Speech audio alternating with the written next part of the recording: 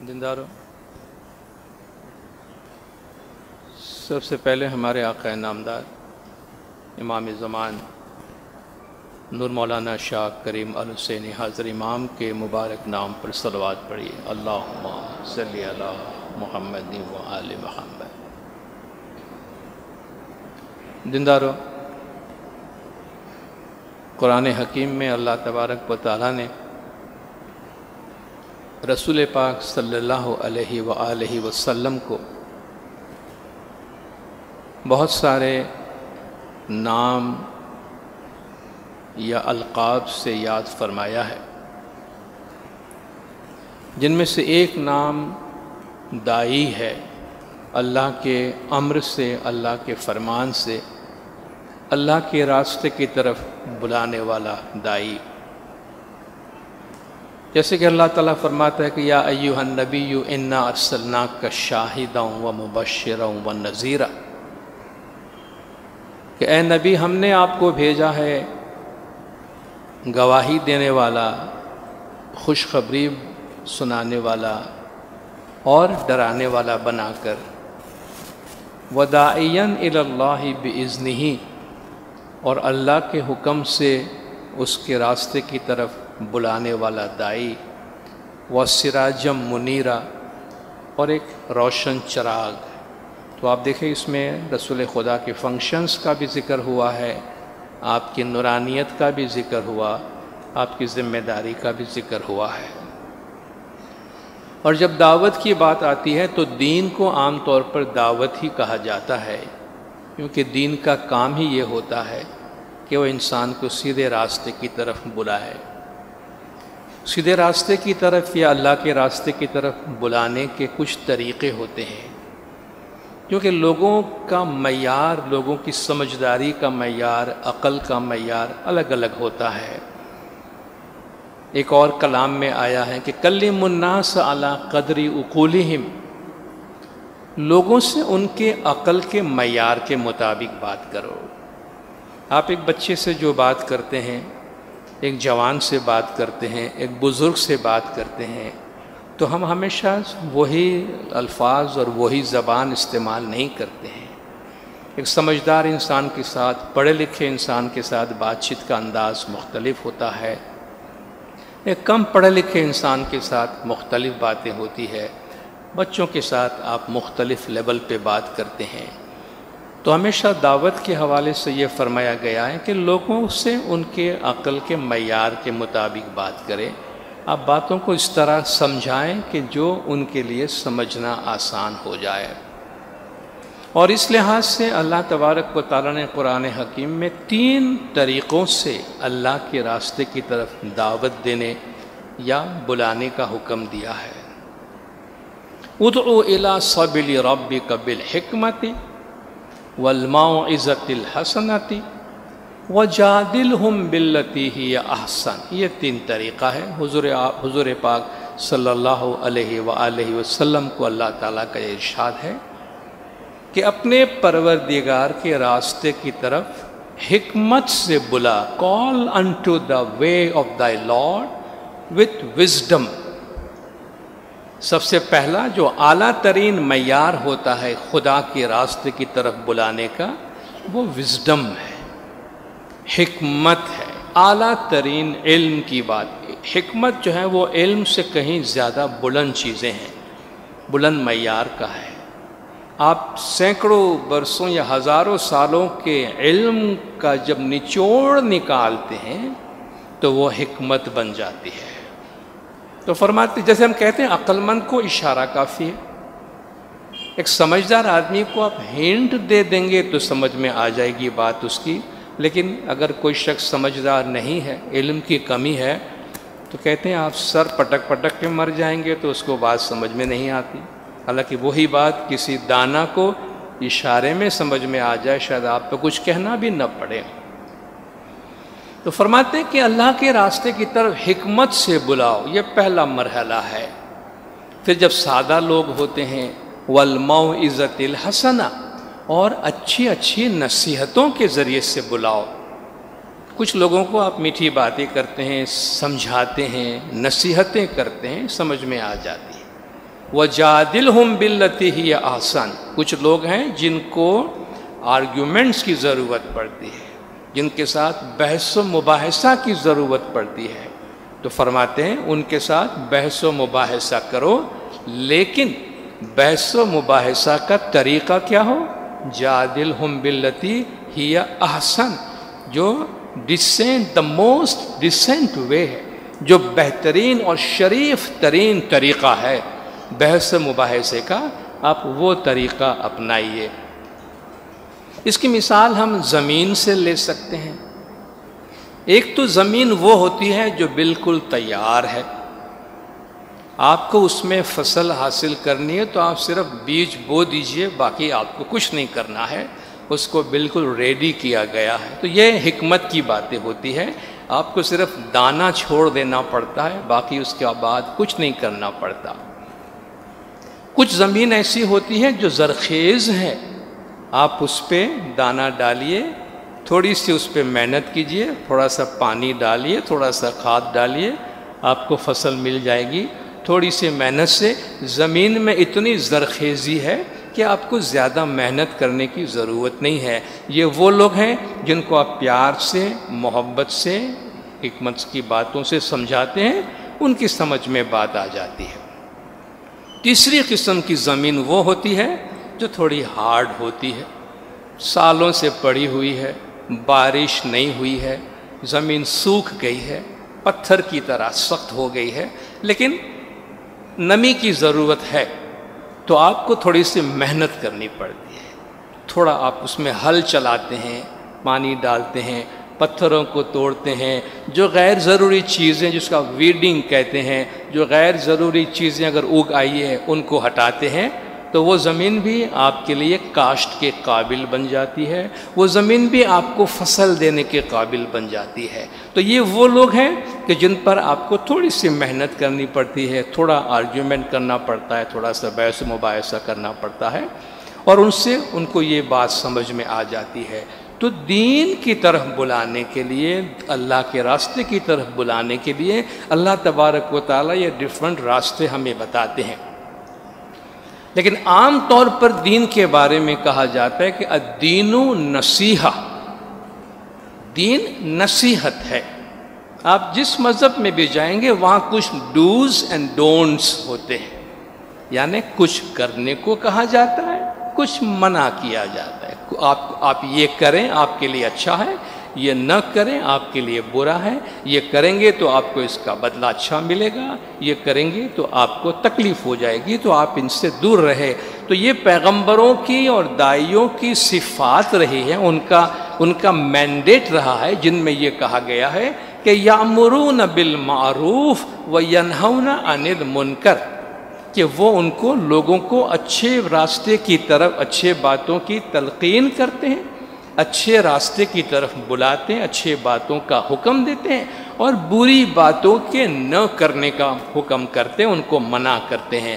تو یہ امر اور نہیں دین کی بنیاد ہے کہ آپ سے کچھ باتیں کرنے کو کہا جاتا ہے، کچھ باتیں نہیں کرنے کو کہا جاتا ہے۔ تو یہ دراصل دین کی بنیاد ہے، اور آج ہم اسی بنیاد کے تحت ہمارے مذہب کی ایک بہت ہی بنیادی ٹریڈیشن، جس سے ہم روزانہ دین کی باتیں حاصل کرتے ہیں، اپنے دل کی زمین کو سیراب کرتے ہیں، روزانہ وہ پانی ہم اپنے دل میں دیتے ہیں اور اس سے اپنے دل کی زمین کو آباد کرتے ہیں، وہ ہمارے داعیوں کی تعلیمات ہے، وہ ہمارے پیروں کی تعلیمات ہے۔ اور ہمارے پیروں کے گنانوں میں سے پیر صدرالدین ماں باپ کا ایک گنان آج ہم لیں گے، اس کے بارے میں تھوڑی سی بات کریں گے۔ یہ گنان جب ہم سنتے ہیں تو آپ کو اس کا پہلا پارٹ سن کر ہمیشہ ایسا لگتا ہے کہ یہ خوشحالی کا گنان ہے۔ جب آپ پہلا پارٹ سنتے ہیں اس گنان کا تو آپ کو لگتا ہے آپ کوئی خوشحالی کا گنان بول رہے ہیں، مگر پہلے پارٹ کے بعد وہ روحانی خیال کا اور ایک لحاظ سے روحانی مجلس کا گنان بن جاتا ہے۔ آپ کہیں گے بھئی ایسا کیوں ہے؟ یہ پہلے پارٹ میں ڈھول دھڑامہ کی باتیں ہو گئی اور بعد میں اچانک آپ ملک الموت پہ آ گئے، تو یہ ہمارے گنان کے لٹریچر اور ہمارے پیروں کا جو کلام ہے، جو کلام وہ بولا کرتے تھے، ان کا ایک انداز ہے اور وہ انداز یہ ہے جیسے کہ آپ جانتے ہیں کہ بہت سے کلام آپ شروع کرتے ہیں تو پہلے اللہ کی تعریف کرتے ہیں، اللہ رسول کی تعریف کرتے ہیں، اس کے بعد آپ کو جو بات کہنی وہ کہتے ہیں۔ تو پہلے پارٹ کے اندر مولا کی تعریف بیان کرتے ہیں، مولا کے آمد کی خوشی کی باتیں کرتے ہیں، اور اس کے بعد وہ اخلاقی تعلیمات کی طرف آ جاتے ہیں۔ تو یہ گنان جو ہم پڑھتے رہتے ہیں عام طور پر، جس سامی راجو آوے جنگی ڈھول بجاوے 14 چاندرونا ہوڑا، کہ میرے مولا تشریف لا رہے ہیں۔ جیسے میں نے کہا کہ سنتے ہی ایسا لگتا ہے کہ خوشحالی میں بولنے والا گنان ہے، مگر آگے ایسا نہیں ہے کہ سامی راجو آوے جنگی ڈھول بجاوے، میرے مولا تشریف لا رہے ہیں، بڑے بڑے ڈھول بجا رہے ہیں۔ اس میں جو لفظ ہے جنگی ڈھول وجاوے، بڑے بڑے ڈھول بجا رہے ہیں، یہ وجاوے کی جگہ ایک اور لفظ بھی ہم کو ملتا ہے ٹیکسٹ میں کہ جنگی ڈھول وجڑاوے، یعنی بڑے بڑے ڈھول بجائے جا رہے ہیں، اور دونوں اپنی جگہ پہ سننے میں ہم کو صحیح لگتا ہے، مگر جو زیادہ جگہوں پہ ملا ہے وہ ہم نے گنان کی کتاب میں لیا ہے۔ ہمارے گنانوں میں بار بار امام زمان کے آنے کی باتیں کیوں کی گئی ہے؟ امام زمان کے آنے کی خوشخبری، امام زمان کے آنے کی جو خوشحالی اور جو سین ہے، ایک جشن ہے، ڈھول بج رہے ہیں، دھدامہ بج رہے ہیں، بھیروئی بج رہے ہیں، شہنائیاں بج رہی ہیں، یہ بہت زیادہ ذکر اس کا گنانوں میں کیوں ہے؟ اس کی وجہ ایک بہت بڑی یہ ہے کہ ہمارے ہندوستان میں جب ہمارے پیر تعلیم دے رہے تھے، اس وقت بظاہر جسمانی طور پر امام مریدوں کے بیچ میں نہیں رہتے تھے۔ امام تو 1842 میں سب سے پہلے امام حسن علی شاہ مابعث صلوات اللہ علیہ ہندوستان آئے ہیں۔ اس کے پہلے کہ ہمارے سارے امام جو ہمارے گنان ہسٹری کے گنان ہے، امام ہے، وہ سب مولا عراق میں یا ایران میں رہا کرتے تھے۔ اور ہمارے پیر بار بار جماعتوں کو یہ یقین دہانی کرواتے رہے ہیں کہ سامی مارو جمپو دیپ ماہے آوینگو نروان، کہ ایک دن میرا مولا ہندوستان ضرور پدھاریں گے، تم دل چھوٹا نہیں کرو، غمگین نہیں کرو۔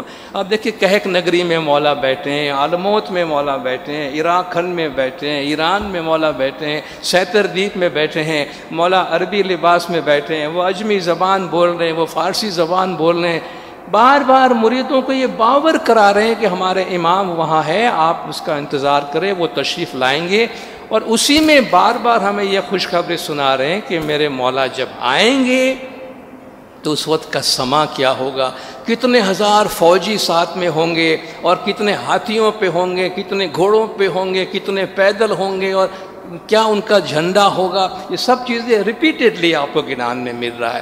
وجہ اس کی یہ ہے کہ یہ مریدوں کو یہ خوشخبری دی جا رہی ہے کہ مولا ایک دن آئیں گے، اور جب آئیں گے تو آپ کی دنیا میں یہ ایک روحانی بہار آ جائے گی۔ تو فرماتے سامی راجو آوے، میرے مولا آ رہے ہیں، جنگی ڈھول بجاوے، بڑے بڑے ڈھول بجائے جا رہے ہیں مولا کے آمد کے۔ 14 سے چاندرونا ہوا، میرے مولا کے آنے سے چاروں طرف مولا کی جو نورانیت ہے وہ پھیل گئی ہے۔ رے ہو پرانیاں قائم جینے آرادھو، اے میرے مریدوں، اے میرے انسانوں، لوگوں، جماعتوں، قائم جی کی اطاعت کرو۔ گنانوں میں اماموں کے نام بھی آئے ہیں، امام کے لیے امام بھی آیا ہے، امام کے لیے نر بھی آیا ہے، گرنر بھی آیا ہے، مگر ایک کامن ورڈ جو سارے اماموں کے واسطے یوز ہوا ہے وہ قائم ہے، کہ قائم جی کی اطاعت کرو، مطلب آپ زمانے کے امام کی اطاعت کرو۔ اور اسی کے ساتھ یہ ہمارا جو سیلوٹیشن ہے، ہمارا جو سلام ہے جماعت خانے میں داخل ہونے کا، یا ہمارے دعاؤں کے درمیان تسبیحوں کے آخر میں کہ ہے زندہ اینڈ قائم پایا، کہ وہ امام جن کو ہم مان رہے ہیں وہ زندہ ہے اور وہ قائم ہے، ہمیشہ رہنے والا ہے، جن کو ہم نے پایا ہے۔ تو یہ ایک کامن، آپ یوں کہ ایک جنرک نام ہے جو امام کے واسطے یوز کیا، کہ جب آپ قائم کہہ رہے ہیں تو آپ کسی پرٹیکولر امام کا نام نہیں لے رہے ہیں، نر کہہ رہے ہیں تو کسی ایک امام کا نام نہیں لے رہے ہیں، آپ امام ایز سچ ان کی تعریف کر رہے ہیں، ان کا نام لے رہے ہیں۔ تو قائم جی کی اطاعت کرو، یعنی زمانے کے امام کی تابعداری کرو۔ الخ پرخ نے وسارو، پرخ بھی مرد کو کہتے ہیں، جو جس طرح نر کا لفظ استعمال ہوا ہے اس طرح پرخ ہے. یہ پرخ ماڈرن گجراتی میں پروش کہتے ہیں، پروشن استری یا پروشن ناری. تو پرخ کا مطلب بھی مرد ہوتا ہے، مرد کامل ہے. تو وہ ناقابل بیان مولا کی تم تعریف کرو، ان کو مت بھولو.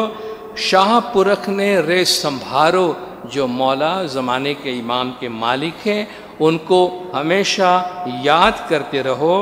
رے ہو پرانیا قائم جینے آرادھو، کہ اے لوگوں زمانے کے امام کی اطاعت کرو. اس کے بعد گنان کا جو ٹون ہے، تعلیم ہے، اس کا انداز بالکل بدل جاتا ہے. اے جے نمڑی نے کھمڑی ویرا ہنسی ہنسی ملنا، کام کرودھ دوئے تجو. 3-4 چیزیں بڑی بنیادی جو ہمارے اخلاق کی تعلیم ہے اس کے بارے میں ہمیں بتایا گیا. جس طرح میں نے کہا کہ دین نصیحت ہے. حضرت لقمان علیہ السلام کے بارے میں بھی جس طرح قرآن شریف میں حضرت لقمان پہ پوری سورہ ہے. قرآن کی 31ویں سورہ لقمان ہے، جس میں حضرت لقمان جو ہے وہ اپنے بیٹے کو نصیحت کرتے ہوئے بہت ساری باتیں کرتے ہیں. تو وہاں بھی یہی لفظ استعمال ہوا ہے کہ وَإِذْ قَالَ لُقْمَانُ لِابْنِهِ وَهُوَ يَعِظُّهُ، اور لقمان نے جب اپنے بیٹے سے کہا اور وہ اسے واعظ کر رہا تھا. واعظ کا مطلب بھی نصیحت ہی ہوتا ہے. وہ اسے نصیحت کرتے ہوئے کہہ رہا تھا، اور نصیحت کی بہت ساری اس میں بھی باتیں بتائی گئی ہے. تو یہاں ہمارے پیر ہمیں بتاتے ہیں نمڑی نے کھمڑی ویرا ہنسی ہنسی ملنا. یہ ہمارے اخلاقی زندگیوں کی باتیں بتاتے ہیں کہ آپ عاجزی سے جھک کے چلو، اور کھمڑی یعنی عفو درگزر، لوگوں کو معاف کرتے ہوئے چلو.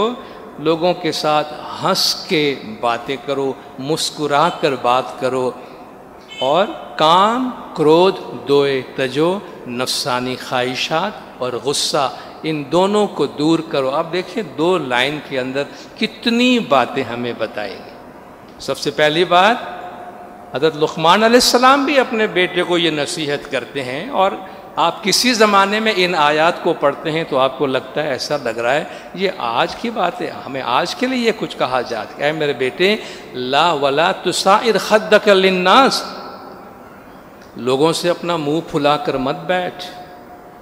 یعنی جیسے کہ آپ گھمنڈ میں آ جاتے ہیں، بڑائی میں آ جاتے ہیں نا. مومن من ایم جان جو جی تمہیں کایا نما کرشو ابھیمان رے، بھیتر بہت اندھارا تمہیں چھوڑی دے جو ابھیمان رے. جسم کی بڑائی نہیں کرو. ابھی ہم نے گنان سنا، ٹائم ملے تو یہ گنان پورا پڑھیے گا. بھائیو بھرم میں نہ بھولیے، ویرا نہ بھولیے. پورا ہمارے جسم کی حالت کیا ہے وہ ہمیں تفصیل سے بتائی ہے. بہت لمبا گنان ہے، اس لیے پورا گنان شاید ہی ہم کبھی سن سکتے ہیں. اور اس میں ایسی باتیں ہمارے جسم کے لیے کہی گئی ہے کہ بعض اوقات ہم شاید اسے جماعت خانے میں پڑھنا چند پاٹھوں کو مناسب بھی اب ہمیں نہیں لگتا ہے، کیونکہ اتنی کھل کر اس میں باتیں بتائی گئی ہے. لیکن بنیاد اس کی یہ ہے کہ اپنے جسم پہ فخر نہ کرو، جسم پہ بڑائی نہ کرو. آدمی کا جسم کیا ہے؟ جس پہ شیدا ہے جہاں. ایک مٹی کی عمارت، ایک مٹی کا مکان، خون کا گارا بنا اور اینٹ جس کی ہڈیاں، چند سانسوں پر کھڑا ہے یہ خیالی آسمان. موت کی آندھی اسے آ کے جب ٹکرائے گی، ٹوٹ کر پھر یہ عمارت خاک میں مل جائے گی. خاک کا پتلا بنا ہے، خاک کی تصویر ہے، خاک میں مل جائے گا، خاک دامن گیر ہے. آخر خاک ہونا کچھ بھی نہیں ہے. انسان اگر صرف اپنے جسم پہ فخر کرتا ہے تو پیر نے اس میں بھی ہمیں اس گنان میں تفصیل سے بتایا کہ کایا کے اوپر، جسم کے اندر، جسم کے بارے میں زیادہ فخر نہ کیا کرو. تو حضرت لقمان علیہ السلام اپنے بیٹے سے فرماتے ہیں وَلَا تُسَعِرْ خَدَّكَ لِلنَّاسِ، گھمنڈ سے، بڑائی سے اپنا منہ پھلا کر نہ بیٹھو. وَلَا تَمْشِ فِي الْأَرْضِ مَرْحًا، اور زمین پر اکڑ کے مت چلا کرو. ان اللہ لا یحب کل مختال فخور، اللہ تبارک و تعالیٰ بڑائی کرنے والے کو پسند نہیں کرتا. اس لیے اللہ تعالیٰ ہمیں فرماتا ہے بار بار اللہ اکبر اللہ اکبر اللہ اکبر پڑھا کرو. ہمارے اللہ اکبر پڑھنے سے اللہ بڑا نہیں ہو جاتا ہے. ہمارا اللہ اکبر پڑھنے کا کام ہمارے واسطے ہے کہ ہم یہ یاد رکھیں کہ ہم بڑے نہیں، ہم چھوٹے ہیں. جب بھی کبھی بڑائی کا جی چاہے، کہتے ہیں جب بھی کبھی گھمنڈ کرنے کا جی چاہے تو کہتے ہیں ایک چکر قبرستان کا لگا لینا، ایک چکر شمشان گھاٹ کا لگا لینا، ساری جو بڑائیاں ہیں وہ دھری کی دھری رہ جائے گی. اس لیے کہتے ہیں جہاں تک ہو سکے میت میں ضرور شرکت کیا کرو، تھوڑی دیر کے لیے ہی صحیح، کم سے کم ہمیں ہماری موت یاد آ جاتی ہے. سر جھکا کر یاد کر لیتا ہوں اپنی موت کو، سر جھکا کر یاد کر لیتا ہوں اپنی موت کو، حاضری ہو جاتی ہے اللہ کے دربار کی. ایک سیکنڈ لگتا ہے، سر جھکا کر اپنی موت کو یاد کر لو تو سمجھ لو اللہ کے دربار میں اپنی حاضری لگ گئی اور زندگی سیدھے راستے پہ آ جاتی ہے. کہتے بڑائی نہیں کرو، جسم کوئی ایسی چیز نہیں ہے کہ جو بڑائی کرنی جیسی ہے. وقصد فی مشی کا، اپنی چال میں نرمی رکھا کرو. وغدد من صوتی کا، اپنی آواز بھی نیچی رکھا کرو. آواز سے بھی گھمنڈ کی آواز نہیں آنی چاہیے. آواز میں بھی کہتے ہیں بڑی آواز سے بات بھی نہیں کرو. کبھی ہم غصہ کرتے ہیں تبھی بڑی آواز سے بات کرتے ہیں نا. آپ کسی سے پیار بھی کرتے ہیں، کسی کو بہت پیار کرتے ہیں، مگر اچانک غصے میں آ کے چلاتے ہیں اس کے اوپر. آدمی چلاتا کب ہے؟ کوئی آدمی بہت دور ہو تو اس کے لیے تو آپ چلاتے ہیں. کوئی نزدیک بیٹھا ہے، آپ کے پاس بیٹھا ہے، آپ کبھی اس پہ چلاتے تو نہیں ہے نا.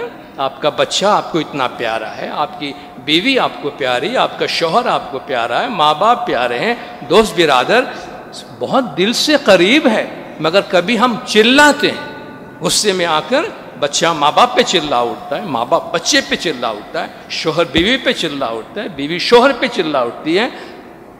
یہ اتنا قریب جو ہے اس کے لیے اتنا چلانے کی ضرورت کیا پڑ گئی؟ جب ہم غصے سے چلاتے ہیں نا تو ایک گھڑی ہوتی ہے جو ہمارے دل سے بہت قریب رہنے والا ہے نا، اس کو ہم اتنا دور کر دیتے ہیں اپنے سے کہ اس کو سنائی دے، اس لیے ہم چلاتے ہیں. ورنہ جو نزدیک ہے اس کے لیے ہم چلاتے نہیں ہیں. نزدیک کے ساتھ تو آپ تنافسی کرتے ہیں، وسفرنگ کرتے ہیں، دور والے کے واسطے چلاتے ہیں. غصے میں، نفرت میں ایک گھڑی کے لیے ہمارے دل میں بسنے والے کو نکال کے اتنا دور پھینک دیتے ہیں کہ ہم چلاتے ہیں اس کے لیے. بعد میں روتے رہتے ہیں، بعد میں افسوس کرتے رہتے ہیں، مگر بعض اوقات ہماری ایک گھڑی کی غلطی ہمیں بہت مہنگی پڑ جاتی ہے. اس لیے کہتے ہیں زبان پہ قابو رکھو، زبان پہ قابو رکھو اور میٹھی زبان سے بلائے کرو تو نمڑی کھمڑی. اس لیے کہتے ہیں شبد شبد سب کوئی کہے، شبد کے ہاتھ نہ پاؤ. شبد کہتے ہیں الفاظ کو، شبد شبد سب کوئی کہے، ہر آدمی کچھ نہ کچھ بولتا ہے. شبد کے ہاتھ نہ پاؤ، الفاظ کے ہاتھ پیر نہیں ہوتے ہیں، مگر ایک شبد اوشدھی کرے، ایک شبد کرے 100 گھاؤ. ایک لفظ ہے جو علاج کر کے جاتا ہے اور ایک لفظ وہ ہے جو ہزاروں زخم دے کے جاتا ہے. آپ جب کہتے ہیں آئی لو یو، میں آپ سے پیار کرتا ہوں، بچے ماں باپ سے، ماں باپ بچے سے، تو یہ کتنی بیماریوں کا علاج دے کے جاتا ہے. آپ جس کسی کے ساتھ شفقت سے پیش آتے ہیں، شفقت سے ہاتھ رکھ دیتے ہیں، آپ صرف یہ احساس دلاتے کہ میں بیٹھا ہوں، فکر نہیں کرنا، یہ آپ کے چھوٹے سے الفاظ لوگوں کی زندگیاں بدل دیتی ہے. مگر بعض اوقات منہ سے ہم ایسا الفاظ زندگی میں شاید پہلی دفعہ بھی ہم نے نکالا ہوگا مگر زندگیاں تباہ کر دیتی ہیں. کتنے گھر ٹوٹتے ہیں، کتنے رشتے ٹوٹتے ہیں، کتنی دوستیاں ٹوٹتی ہیں. آپ دیکھیں گے تو پتہ چلا وہ اسپر آف دا مومنٹ، کسی ایک سیکنڈ میں کسی کے منہ سے کوئی غلط بات نکل گئی ہے تو ساری کی ساری چیزیں، ساری کی ساری کمائی دھری کی دھری رہ گئی.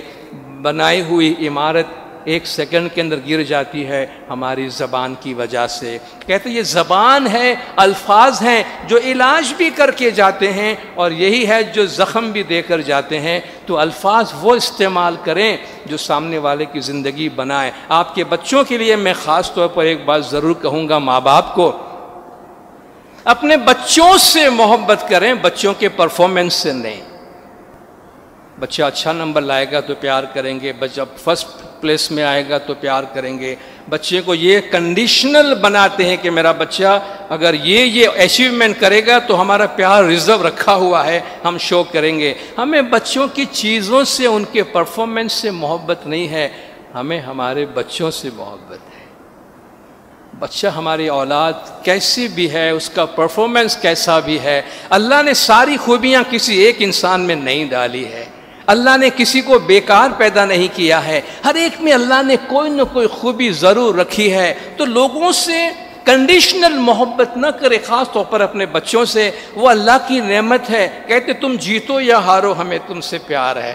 ہماری اولاد جیسی بھی ہے، ہمیں اولاد سے پیار ہے، اولاد کے مارک شیٹ سے نہیں۔ Mark sheets are just figures, کہتے مارک شیٹ صرف نمبر ہیں اور کچھ بھی نہیں ہے، مستقبل کسی نے نہیں دیکھا ہے۔ تو کبھی بھی اپنے بچوں کے پرفارمنس پہ بچوں کو ڈسکریج نہیں کرنا، کبھی بچوں کو ایسا نہیں بولنا تو یہ نہیں کر سکتا ہے، تیرے سے یہ کبھی نہیں ہوگا، تو بالکل بیکار ہے، ناکارہ ہے۔ آپ کے الفاظ سے یہ منہ سے نکلنے والے الفاظ آپ کے شاید بہت ہی کامیاب بچے کو ناکارہ بنا دے گا، اس کا دل توڑ دے گا، اس سے اپنے اندر یہ احساس پیدا کرنے کو مجبور کرے گا کہ شاید واقعی میں بیکار ہوں، ناکارہ ہوں، مجھ سے کچھ نہیں ہو سکتا ہے۔ تو ہماری اولاد جیسی بھی ہے ان کو ہمیشہ انکریج کرے کہ وہ کچھ بھی ہے، کیسا بھی ہے، آپ ان کے ساتھ ہے، آپ کی محبت ان کے ساتھ ہے، آپ کا سہارا ان کے لیے ہے اور آپ ان کے لیے سب کچھ کرنے کے لیے تیار ہے۔ ماں باپ پر یہ بہت بھاری ذمہ داری ہے کہ اپنے بچوں کے لیے وہ الفاظ استعمال کریں جو میڈیسن ہو، جو ان کی زندگی بنائے۔ وہ الفاظ استعمال نہ کرے کہ 20 سال 30 سال 40 سال کے بعد بھی بچہ یاد رکھے کہ میرے باپ نے مجھے یہ بات سنائی تھی یا میری ماں نے مجھے یہ بات کہی تھی جس کی وجہ سے میں یہ کر بیٹھا تھا۔ بچوں کے ذہنوں میں یہ چیزیں نقش ہو جاتی ہے، اس لیے بہت کیئرفل رہیے گا۔ پربھو کو بھی پسند نہیں سختی بیان میں، خدا کو بھی پسند نہیں سختی بیان میں، اسی لیے تو ہڈی نہیں رکھی زبان میں۔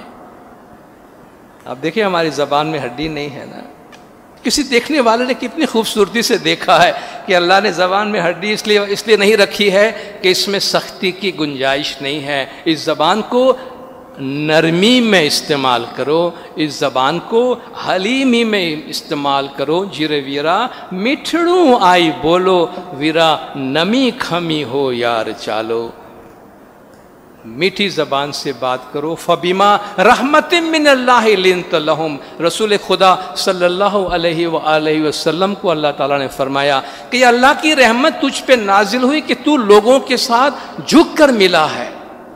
وَلَوْ كُنْتَ فَظًّا غَلِيظَ الْقَلْبِ لَانفَضُّوا مِنْ حَوْلِكَ، خدا پیغمبر سے بھی فرماتا ہے کہ تو پولائٹ رہا، جھک کے رہا، حلیم رہا، اس لیے لوگ تیرے پاس آ گئے۔ اگر تو بھی سخت بنتا، تو بھی ترش روئی سے کام لیتا تو یہ سب تیرے پاس سے بھاگ جاتے۔ خدا فرماتے پیغمبر کو چھوڑ کے بھی بھاگ جاتے اگر پیغمبر کی زبان میں مٹھاس نہ ہوتی۔ تو یہ بہت بنیادی تعلیم ہے ہمارے لیے کہ ہم اپنے وجود میں عاجزی پیدا کریں۔ جب دل میں عاجزی ہوتی ہے تو زبان پہ عاجزی آتی ہے، چال میں عاجزی آتی ہے۔ انسان کے دل میں اگر حلیمی ہے تو اس کے سارے وجود سے حلیمی آتی ہے۔ دل میں مٹھاس ہے تو اس کے زبان سے بھی وہ مٹھاس ظاہر ہوتی ہے۔ کہتے ہیں نا مینا جو میں نہ کہے تو سب کے من کو بھائے۔ مینا تو نام ہے، چڑیا کا نام ہے نا، مگر کہتے ہیں میں نہیں ہوں۔ دیکھنے والے نے خوبصورت انداز میں دیکھا کہ مینا جو میں نہ کہے تو سب کے من کو بھائے، بکری جو میں کرے تو گلے چھری پھرائے۔ کہ بکری میں کرتی ہے تو چھری کے نیچے آ جاتی ہے، مینا جو کہتی میں کچھ نہیں ہوں تو سب اس سے پیار کرتے ہیں، سب کو اس کی آواز اچھی لگتی ہے۔ اس لیے فرماتے ہیں کہ نہیں کچھ ہوشو تو سروے کچھ تھاشو، یہ وہ سروے کچھ صاحب جی نے بھاوے، کچھ نہیں ہوگے تو بہت کچھ بن جاؤ گے۔ 5 تتوما سردار چھے بھائی تینو کھمیاں نام، ست صبوری کھمیاں ایمان ذکر، یہ 5 خوبیاں ہم سنتے ہیں نا۔ 5 تتوما سردار، ان 5 میں جو لیڈر ہے تینو کھمیاں نام، وہ عفو درگزر معافی دینے والا، جو جھک کے چلنے والا ہے۔ ان 5 میں یہ کھمیاں سردار ہے، یہ کھمیاں راکھے دیہی ماں تینے تیاں سب اٹھی کرے سلام، کہ جو اپنے دل میں عاجزی اور انکساری سے رہتا ہے، قیامت کے دن وہ سب فرشتے وہاں اٹھ کر ان کو سلام کریں گے۔ اس لیے جھک کے رہو گے۔ دیکھیے دیکھنے والے بڑے پیار سے چیزوں کو دیکھتے ہیں، کہتے چھوٹا رہو گے تو سب نعمت ملے گی، چھوٹا بن کر رہو گے تو سب نعمتیں ملے گی، بڑا بننے پر تو ماں بھی گود پر سے اتار دیتی ہے۔ جیسے بچے نے یہ امپریشن دینا شروع کیا کہ اب میں بڑا ہو گیا ہوں، تو ماں بولتی ہے ابھی تو چلتا بن تو خود ہی چل، اب میں تجھے گود میں نہیں اٹھاتی۔ کہ ذرا بڑا بننے جاتے ہیں تو ماں بھی گود سے اتار دیتی ہے۔ تو چھوٹے بن کے رہو گے تو پیار سے رہو گے، لاڈ سے رہو گے، اللہ کے پیار میں اور اللہ کے لاڈ میں رہو گے۔ اس لیے وَكَبِّرْهُ تَكْبِيرًا، اللہ تبارک و تعالیٰ کی بڑائی بیان کرو، اپنی بڑائی نہیں کرو۔ الحمدللہ، اللہ تبارک و تعالیٰ کی تعریف بیان کرو، اپنی تعریف نہیں کرو۔ وعباد الرحمن الذین یمشون علی الارض ہونا واذا خاطبهم الجاہلون قالوا سلاما، رحمان کے بندے زمین پر بہت عاجزی سے چلتے ہیں۔ قرآن نے اس بات پہ بڑا زور دیا ہے کہ اور ساری چیزیں تو اپنی جگہ پہ، مگر چال میں بھی گھمنڈ نہیں ہونا چاہیے۔ زمین پر اترا کے چلنے، چال میں بھی آپ یہ دکھانے کی کوشش کرتے ہیں کہ آپ کچھ شو کر رہے ہیں، کچھ شو آف کرنا چاہتے ہیں، اللہ فرماتا ہے یہ بات بھی اللہ کو بھاتی نہیں ہے۔ اللہ کے بندے، رحمان کے بندے زمین پہ عاجزی سے چلتے ہیں۔ کوئی جاہل سامنے مل جائے کہتے ہیں بھائی تجھ پہ سلامتی ہو، تیرے ساتھ بحث تو نہیں ہو سکتی ہے، خدا تجھے سلامتی سے رکھے۔ تو پہلے پارٹ کے اندر، دوسرے پارٹ میں ہمیں یہ تعلیم دی گئی، نمڑی کھمڑی ویرا ہنسی ہنسی مرلا، کام کرودھ دوئے تجو۔ کام سے مراد نفسانی خواہشات ہے، جس سے آپ شہوت کہتے ہیں، کہ شہوت نفسانی خواہشات، انسان میں جو حیوانی خواہشات ہے، کہتے ہیں یہ حیوانی جذبات پہ قابو رکھو، غصے پر بھی قابو رکھو، کیونکہ غصہ ایک ایسی چیز ہے کہ جس کی وجہ سے انسان تباہ ہو جاتا ہے۔ بہت دفعہ ہم لوگوں سے ناراض ہوتے ہیں، معاف نہیں کرتے ہیں، سالوں تک وہ غصہ ہم اپنے دل میں لیے پھرتے ہیں۔ دیکھیے جو انسان معاف نہیں کرتا ہے وہ دکھی ہوتا ہے، معاف کرنے والا سکھی ہوتا ہے۔ کہتے ہیں آپ جب معاف کرتے ہیں تو ایک کام ہوتا ہے، جب آپ کسی کو معاف کرتے ہیں اس دن آپ ایک قیدی کو جیل سے رہا کرتے ہیں۔ جس دن آپ کسی کو معاف کرتے ہیں جس سے آپ کو نفرت ہے اور جس کو دیکھنے سے آپ کے دل میں نفرت پیدا ہوتی تھی، غصہ آتا تھا، جس دن ہم اس کو نکالنے کے قابل ہو گئے کہ ٹھیک ہے بھائی وہ جانے خدا جانے، مجھے اس سے کوئی لینا دینا نہیں ہے، آج سے وہ میرے سامنے آئے کہ نہ آئے میرے جذبات پہ کوئی فرق پڑنے والا نہیں ہے۔ جس دن آپ کسی کو معاف کرتے ہیں اس دن آپ ایک قیدی کو آزاد کرتے ہیں، اور وہ قیدی کون ہے؟ کوئی اور نہیں، ہم خود ہیں، ہم خود ہیں۔ جس دن ہم نے کسی کو آزاد کی، جس کو کسی کو معاف کیا، اس دن ہم نے اپنے آپ کو غصے کے قید سے آزاد کیا، اپنے آپ کو اس شخص کے قید سے آزاد کیا کہ جس کے آنے سے ہم کو تکلیف ہوتی تھی، تو ہم اس کے قیدی ہو گئے نا۔ اس کے ہاتھ میں جب چاہے میرا موڈ خراب کر دے، مجھے غصے میں لے آئے، لیکن جس دن آپ نے کہا کہ تو جانے خدا جانے میں اس سے آزاد ہوں، تو میں خود اپنے آپ کو قید سے ریلیز کرتا ہوں۔ تو عفو درگزر اور معافی بہت بڑی چیز ہے۔ غصے سے انسان اپنے آپ کو نقصان پہنچاتا ہے۔ آج تو ڈاکٹرز بھی آپ کو کہتے ہیں کہ یہ سارے نیگیٹو انرجی ہیں، یہ سارے نیگیٹو تھاٹس ہیں، یہ ہمارے جسم کو کتنا نقصان پہنچاتے، ہمیں جسمانی طور پر بھی کتنی بیماریاں ہمارے اندر پیدا کرتی، باقی چیزیں تو اپنی جگہ پر ہے۔ تو فرماتے ہیں کام کرودھ دوہے تجو، اس کے بعد فرماتے ہیں جی کائیں دھن سنچو ویرا سونا نے روپا، مال دھن ہوڑا اے بیرانا۔ اے میرے بھائی دولت کیوں جمع کرتے ہو؟ کائیں دھن سنچو ویرا سونا نے روپا۔ اب اس وقت کوئی بینکنگ سسٹم تو تھی نہیں کہ لوگ بینک میں پیسہ جمع کریں یا پراپرٹی خرید کے رکھیں۔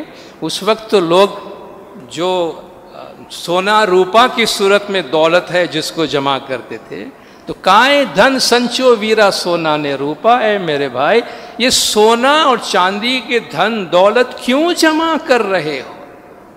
مال دھن ہوا اے برانا، یہ آج تمہارا ہے کل کسی اور کا ہو جائے گا۔ آپ کتنا بھی جمع کر کے جائے کوئی اپنے ساتھ لے کے تو نہیں جاتا نا۔ سکندر اعظم کے لیے بڑی بات کہتے ہیں کہ دنیا تقریباً فتح کرنے کو نکلا تھا، اور کافی فتوحات کرنے کے بعد جب وہ بیمار پڑ گیا اور اسے یقین ہو گیا کہ وہ اپنے گھر واپس نہیں لوٹ سکے گا، تو اس نے اپنے سارے وزراء کو اپنے پاس جمع کر کے کہتے اس کو 3 نصیحتیں کی۔ کبھی میرے مرنے کے بعد میں چاہتا ہوں آپ 3 کام میرے ساتھ کریں۔ سارے اس کے چاہنے والے، پیار کرنے والے وزراء، اس کے منسٹر اور اس کے کمانڈر سارے ساتھ میں ہیں۔ انہوں نے کہا بھی دیکھو میرا کوفن، میرا جنازہ میرے طبیب اٹھائیں گے، جو فزیشین میرے ساتھ میں رہتے ہیں، جو ہمیشہ میرا علاج کرتے ہیں، یہ میرے فزیشین، یہ میرے ڈاکٹرز میرا جنازہ اٹھائیں گے۔ جتنی دولت سونا چاندی میں نے جمع کی ہے، یہ سب میرے قبرستان تک جانے کے راستے میں آپ اس کو بکھیر دینا تاکہ لوگ دیکھ سکے کہ یہ سونے چاندی ہیرے جواہرات راستے میں بکھیرے ہوئے ہیں۔ اور تیسری بات، میرے دونوں ہاتھ کو کھلا کب میرے جنازے سے باہر رکھنا تاکہ لوگ دیکھے کہ میں کچھ بھی لے کے نہیں جا رہا ہوں۔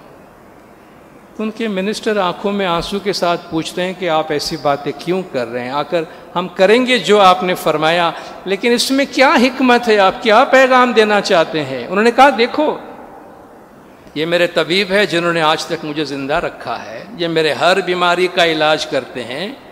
میں یہ پیغام دینا چاہتا ہوں کہ یہی میرا جنازہ اٹھا کے جائے تاکہ دنیا والوں کو یہ پیغام ملے، کسی بھی طبیب کے پاس موت کا علاج نہیں ہے۔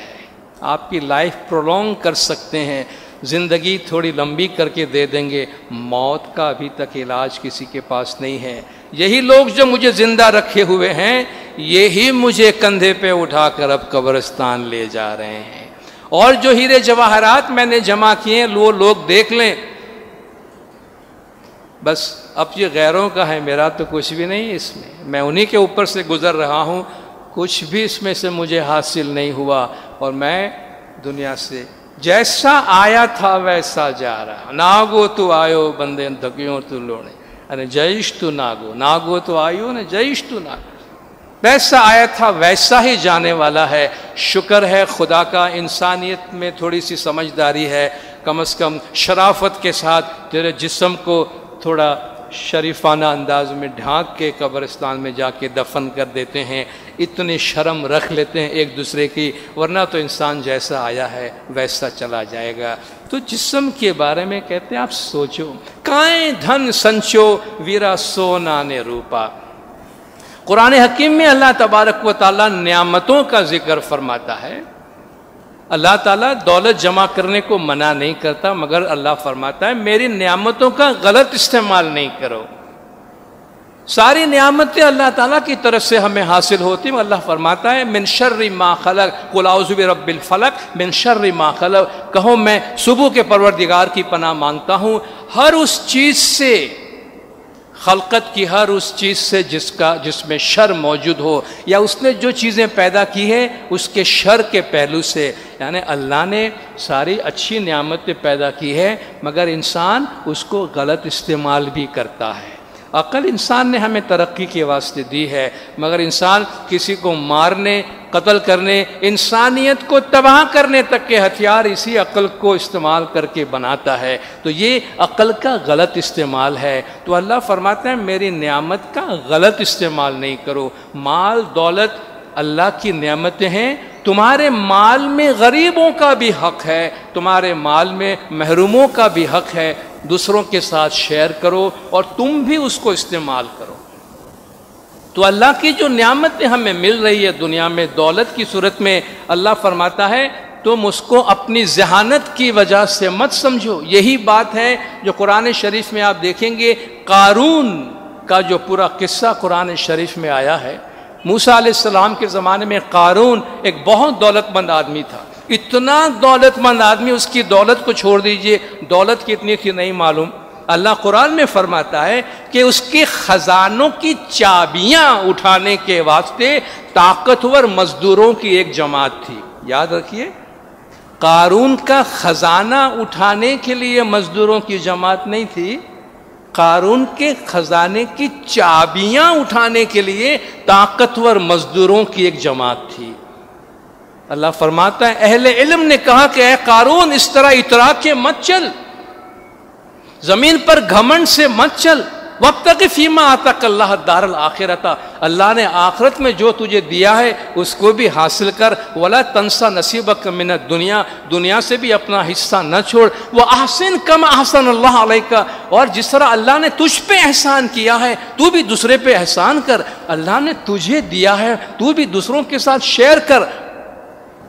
کہتا ہے اللہ یہ جو کچھ میرے پاس ہے مجھے اللہ نے دیا ہے میری ذہانت کی وجہ سے۔ مولا نے فرمایا اگر تم نے ترقی کی ہے تو یہ مت سمجھنا یہ تمہاری ذہانت کی وجہ سے ہے، یہ اللہ کی نعمت کی وجہ سے ہے۔ قارون نے کہا یہ میرے علم کی وجہ سے اللہ نے مجھے دیا ہے۔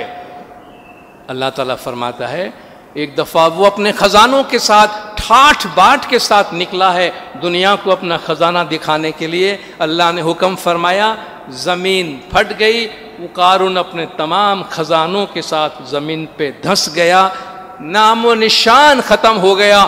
وہ لوگ جو کل تک کہتے تھے خدایا ہمیں بھی قارون کے خزانوں جیسا کوئی خزانہ مل جائے، کتنی نعمتیں اس کو ملی ہیں، تھوڑی سی لگژری اس میں سے مجھے بھی مل جائے، دوسری صبح اٹھ کر کہتے خدایا معافی مانگتے ہیں، تیری حکمت کو کوئی نہیں سمجھ سکتا، جو تیری نعمت کی قدر نہیں کرتا ہے تو اسے اس طرح سے ختم کر دیتا ہے۔ تو یہ تاریخ میں یہ واقعات، قرآن شریف میں یہ واقعات موجود ہے۔ اللہ تعالیٰ فرماتا ہے اللہ کے دی ہوئے نعمتوں کا استعمال کرو۔ حضرت امام بھی فرماتے ہیں accumulation of wealth for the sake of accumulation is not ethical۔ پیسہ جمع کرنا صرف پیسہ جمع کرنے کے واسطے یہ اچھی بات نہیں ہے۔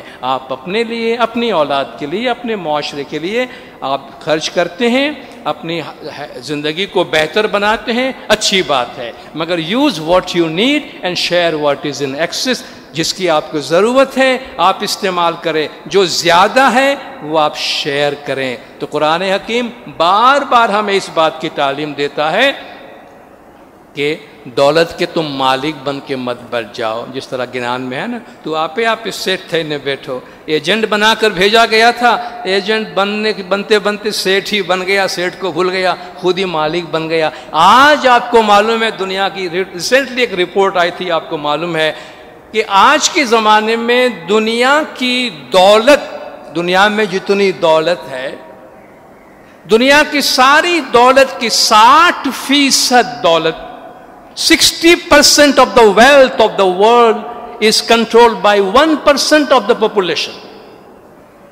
دنیا کی دولت کا 60% دولت 1% لوگوں کے ہاتھ میں ہے، باقی 40% کے لیے، باقی 99% کے لیے 40% رہ جاتا ہے۔ یعنی 100 آدمی اور 100 روپے اگر ہو تو ایک آدمی 60 روپے لے جاتا ہے اور باقی 99 آدمی کے واسطے 40 روپے چھوڑ کے جاتا ہے کہ تم آپس میں بانٹ لینا۔ جس سوسائٹی میں یہ حالت ہو تو وہاں فساد کیوں نہیں ہوگا، وہاں جھگڑے کیوں نہیں ہوں گے، وہاں مارا ماری کیوں نہیں ہوگی، وہاں جنگیں کیوں نہیں ہوگی؟ اللہ فرماتا ہے دولت کو ایک ہاتھ میں جمع کرنا یہ صحت مند نہیں ہے۔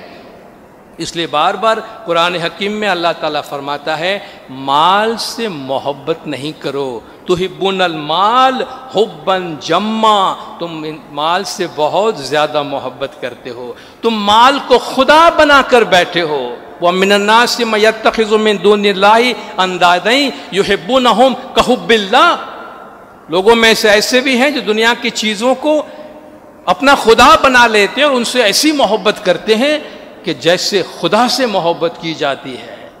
وَالَّذِينَ آمَنُوا أَشَدُّ حُبًّا لِلَّهِ، ایمان والے اللہ سے بہت زیادہ محبت کرتے ہیں۔ تو اللہ فرماتا ہے مال کی محبت نہیں، مال جمع کرو لیکن تمہارے مال میں دوسروں کا بھی حق ہے، دوسروں کے ساتھ شیئر کرو۔ وَيْلٌ لِكُلِّ ہُمَزَةٍ لُمَزَةٍ الَّذِي جَمَعَ مَالًا وَعَدَّدَ، بڑی اسٹرانگ سورہ ہے یہ قرآن کی۔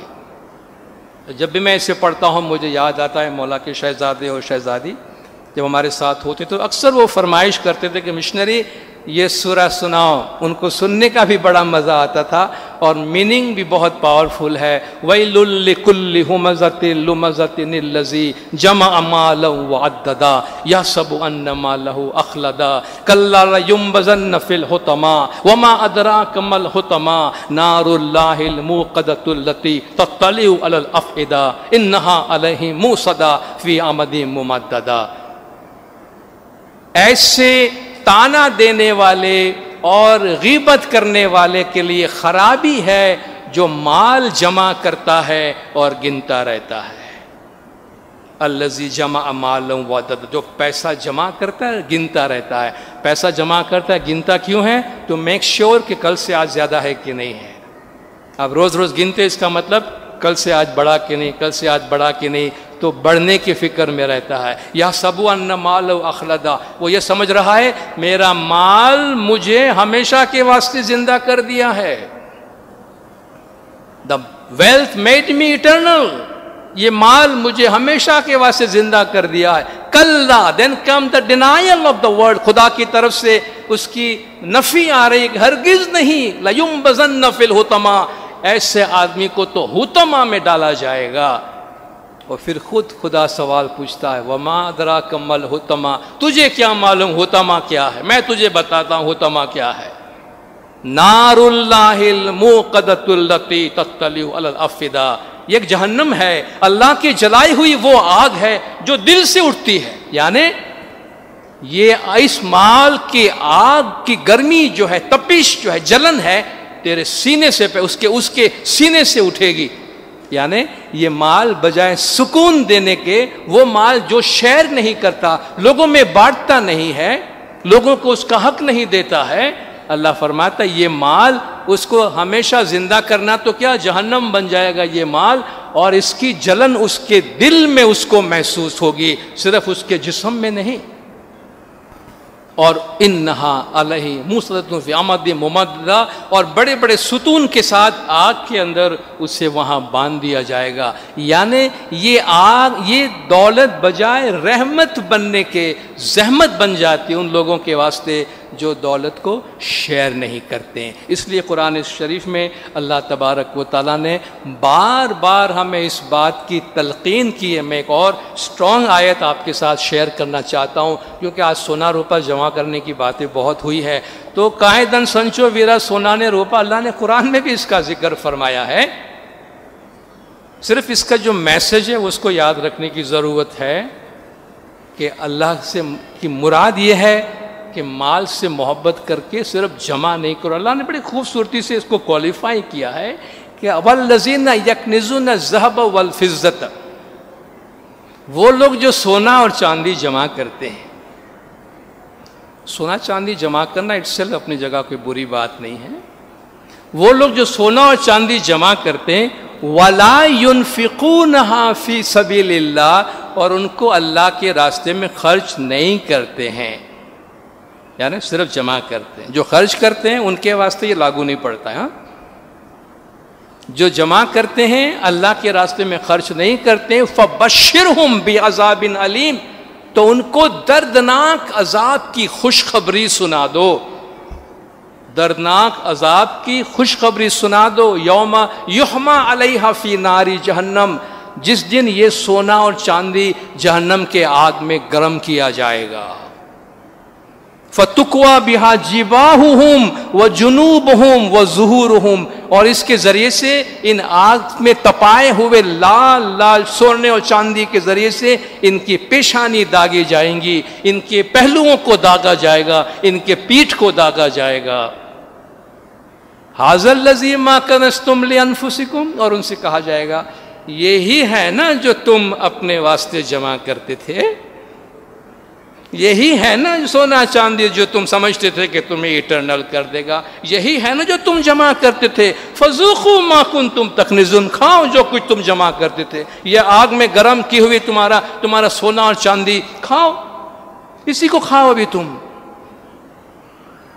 مقصد کیا ہے؟ مال اللہ دے اس کا شکر کریں، اور شکر کا بہترین طریقہ شکر عملی ہے کہ ہمیں اپنا حق بھی رکھنا ہے، اور اس مال میں یہ کبھی نہ بھولیں خدا کے راستے میں خرچ کریں۔ ضرورت مندوں کا اللہ فرماتا ہے اس میں حق ہے۔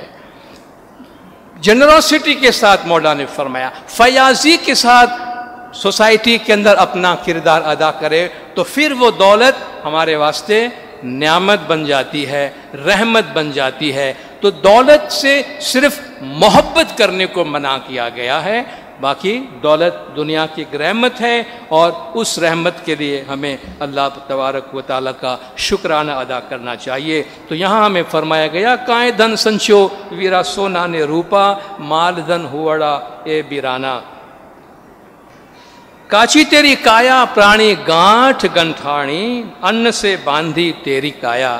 تیرا کچا جسم ہے جو جوڑوں سے بندھا ہوا ہے۔ جوڑوں سے بننے کا ایک تو ہمارے باڈی میں بہت سے جوڑ ہیں، اور ہمارا جسم جو ہے وہ کئی چیزوں کے ساتھ اس طرح اٹیچڈ ہے کہ وہ سپلائی اگر نہ ہو تو ہمارا جسم زندہ نہیں رہ سکتا ہے۔ جیسے فرمایا ان سے باندھی تیری کایا، کہ تیرا جسم کھانے کے ساتھ بندھا ہوا ہے۔ اب کھانا نہیں ملے تو بندہ مر جاتا ہے، پانی نہیں ملے تو بندہ مر جاتا ہے، آکسیجن نہیں ملے تو بندہ مر جاتا ہے، یہ سپلائی بند ہو گئی تو مر گیا، خون کم ہو گیا تو مر گیا، دل بند ہو گیا تو مر گیا۔ اللہ فرماتے کنڈیشن ہے تیرا جسم جو ہے وہ اٹیچڈ ہے بہت ساری سپلائیوں کے ساتھ، اس میں کھانا پینا بھی ہے، اس کے ساتھ تیرا جسم بندھا ہوا ہے۔ کہا یہ مت سمجھ کے تیرا جسم کوئی انڈیپینڈنٹ چیز ہے جس پہ تو مزے کر رہا ہے۔ کاچی تیری کایا پرانی گانٹھ گنٹھانی، ان سے باندھی تیری کایا، کھانے پینے کے ساتھ تیرا جسم بندھا ہوا ہے۔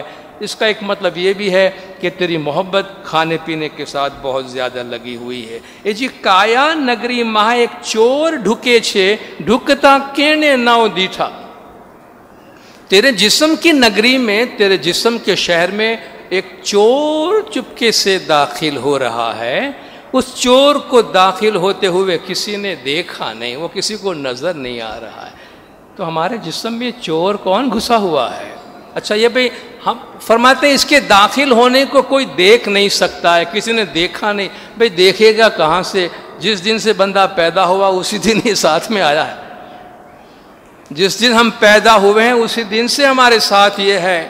کلام مولا میں ہے نا، ماتا اودر سو باڑک نکلا، اس کو آیا موت کا پیغام۔ جس دن آپ کی زندگی شروع ہوئی تو موت کے بغیر زندگی کا تصور تو ہے نہیں، زندہ مردہ ہے تب تو زندہ ہے نا۔ تو اس دن سے موت ساتھ میں ہے۔ تو یہ چور جو ہماری باڈی میں گھسا ہوا ہے، فرماتے ہیں یہ ملک الموت ہے جو لگا ہوا ہے ہمارے، اس کا ایک اسائنمنٹ ہے، ہمارے ساتھ ہے، اپنے ٹائم پہ وہ اپنا کام کرے گا۔ تو تمہارے کایا نگری میں تمہارے جسم میں ایک چور داخل ہو گیا ہے، اس کو داخل ہوتے ہوئے کوئی دیکھ نہیں سکتا۔ اب وہ ہمارے باڈی کی تباہی کس طرح کرتا ہے؟ جی پہلا لیدھا کوٹ ویرا نو دروازہ، پچھی لیدھو کایا کے روہنس۔ یہ کوٹ ہمارے اس باڈی کو کوٹ کہتے ہیں، قلعہ ہے، یہ نگری ہے، شہر ہے، جو بھی آپ کہیں۔ پہلا لیدہ کوٹ. ہمیشہ آپ دیکھیں عام طور پر جو طبعی موت ہوتی ہے انسان کی، نیچرل ڈیتھ ہوتی ہے، تو ایک لیول پہ انسان کی باڈی گریجولی ڈس انٹیگریٹ ہوتی ہے، ناکارہ بننے لگتی ہے، اور ایک ایسے اسٹیج پہ پہنچ جاتی ہے کہ جہاں سول، روح رہنے کے قابل نہیں ہوتی اور وہ جسم سے نکل جاتی ہے. بالکل ایسا کہ اگر آپ کسی مکان میں رہتے ہیں اور اچانک آپ کے مکان کی چیزیں غائب ہونے لگے، ایک دن پتہ چلا چھت اڑ گئی ہے، ایک دن پتہ چلا باقی دیواریں بھی چلی گئی ہیں، دروازے بھی چلے گئے ہیں، پانی کی سپلائی بھی بند ہو گیا، گیس کی سپلائی بھی بند ہو گیا، بجلی بھی بند ہو گئی، آس پاس رہنے والے لوگ بھی چلے گئے، تو آپ کہیں گے بھائی اب اس گھر سے جی کو لگانا کیا، چلو ہم بھی چلتے ہیں. تو جب گھر رہنے کے قابل نہیں رہتا تو آپ چھوڑ دیتے ہیں نا. تو فرماتے ہیں وہ اسی طرح ملک الموت جسم کو پہلے آپ کی باڈی پہ اٹیک کرتا ہے. کس طرح اٹیک کرتا ہے؟ پہلا لیدہ کوٹ، وہ سیز کرتا ہے آپ کی باڈی کو، کنٹرول کرتا ہے آپ کی باڈی کو. ویرا 9 دروازہ، تمہارے 9 دروازوں کو بند کرتا ہے. 2 ہماری آنکھ، 2 کان، 2 ناک، 1 منہ، اس طرح 9 بار نگری جسے کہتے ہیں نا، 9 دروازے والے نگری یا 9 دوار والی نگری. اس گنان میں بھی ہے بھائیو بھرم میں 9 دوار نت چوئے مائے نرک بھرائے، 9 دروازے متواتر لیک ہو رہے ہیں. تو یہ 9 دروازے ہیں.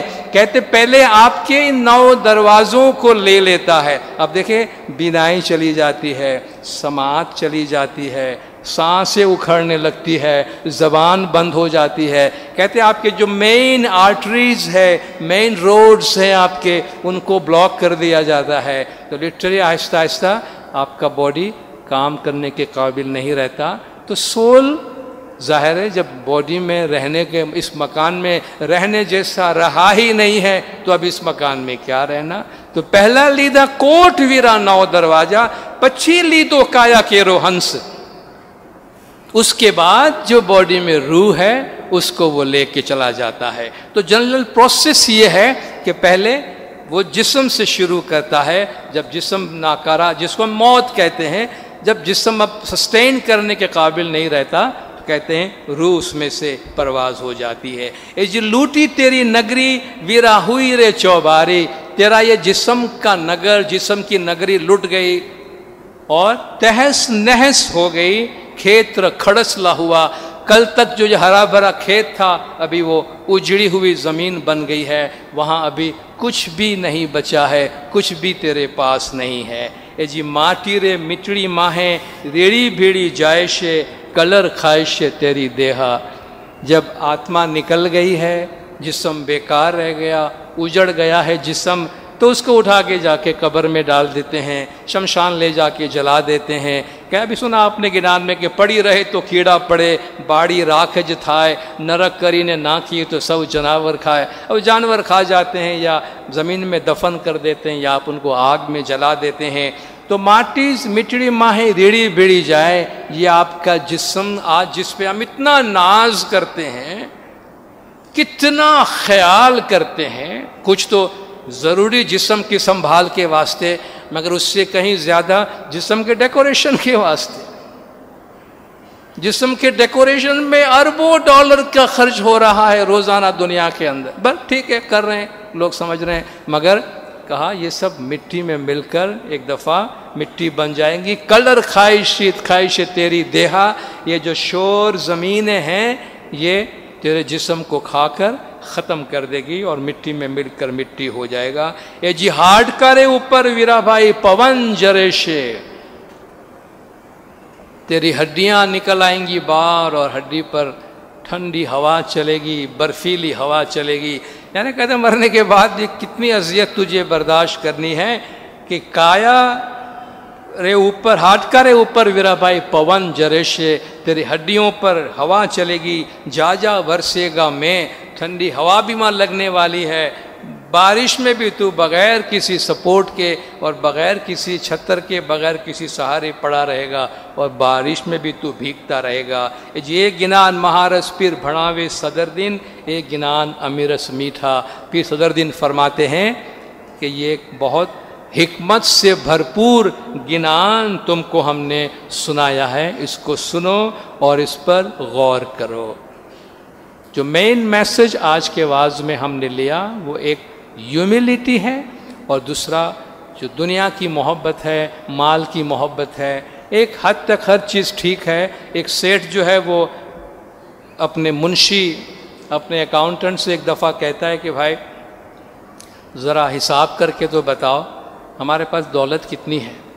اب وہ زمانہ تو ہے نہیں کہ آپ نے کلک کیا اور آپ کے اسکرین پہ آ گیا آپ کے پاس کتنا ویلتھ ہے، کیش کتنا ہے، اور آپ کے بینک میں کتنا ہے، اور آپ کی پراپرٹی کتنی ہے۔ وہ منشی ہے، اس کو تو ساری سونا روپا جو جمع کیا اس کی گنتی کرنی ہے۔ تو منشی نے کافی ٹائم لگایا، اس کو ریمائنڈ کرایا، منشی جی کیا ہوا بھائی، پتہ چلا کتنی دولت ہے میرے پاس۔ سیکنڈ ٹائم ریمائنڈ کرایا، منشی جی پتہ چلا دولت کتنی ہے میرے پاس۔ اس نے کہا جی میں نے حساب پورا کر لیا ہے، میں نے حساب لگا دیا، سیٹھ جی آپ کے پاس اتنی دولت ہے کہ اگر آپ کی 12 پشتیں، اگر آپ کی 12 جنریشنز بیٹھی بیٹھی کھائے تب تک آپ کی یہ دولت وہ کھا سکتی ہے، تب تک استعمال کر سکتی ہے، اتنی دولت آپ کے پاس ہے۔ تو کیا کہا؟ میری 12 پشتیں بیٹھ کے کھا سکتی ہے، اتنی دولت میرے پاس ہے۔ کہا جی سرکار آپ کے پاس اتنی دولت ہے۔ کہا بے میری 13ویں اور 14ویں جنریشن کا کیا ہوگا؟ میری 13ویں اور 14ویں پشتوں کا کیا ہوگا؟ اگر دولت کے معاملے میں ہمارا حال یہ ہے تو پھر خدا ہی حافظ ہے۔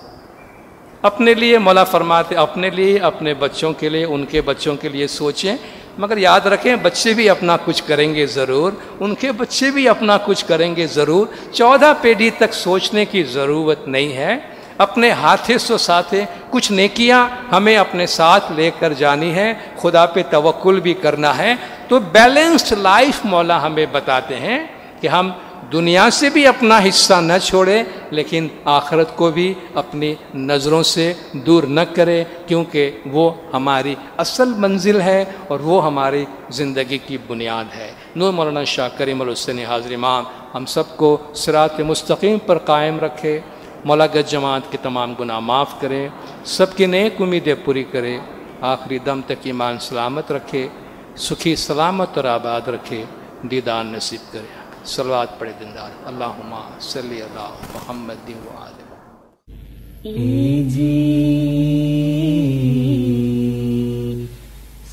میرا جو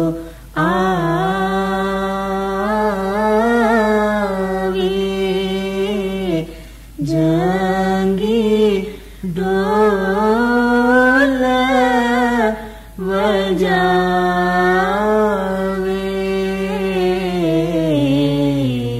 سامیرا جو آوے،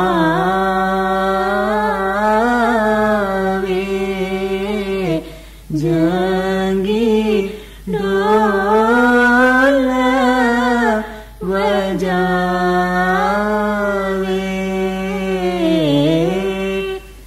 چودی سے چاند رونا ہوا، چودی سے چاند رونا ہوا رے او پرانیاں، قائم جینے آرادھو، الک پورک نیم ویسارو، شاہ پورک میرے سنبھارو رے او پرانیاں، قائم جینے آرادھو، اے جی نمڑی نے کھمڑی،